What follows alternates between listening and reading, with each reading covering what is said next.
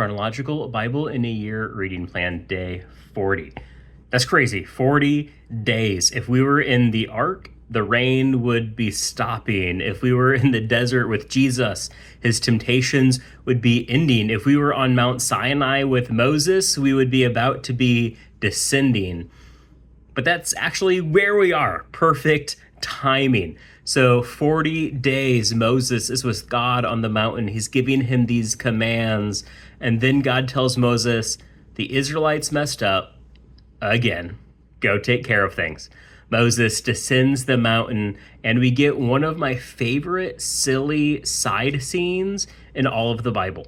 So maybe before I continue, that can be a question for you to comment below. What is your favorite silly moment that shows a bit of God's sense of humor?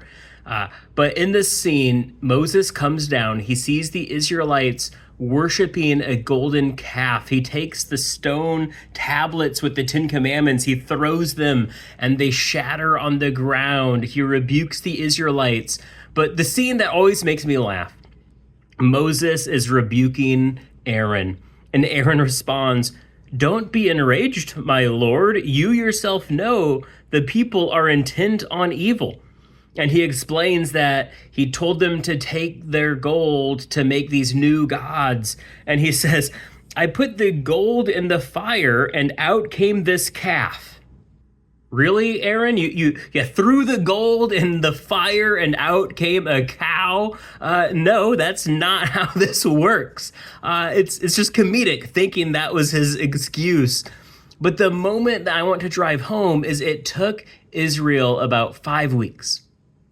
5 weeks ago, before God, they made a promise, we will not leave you. We will not forget you.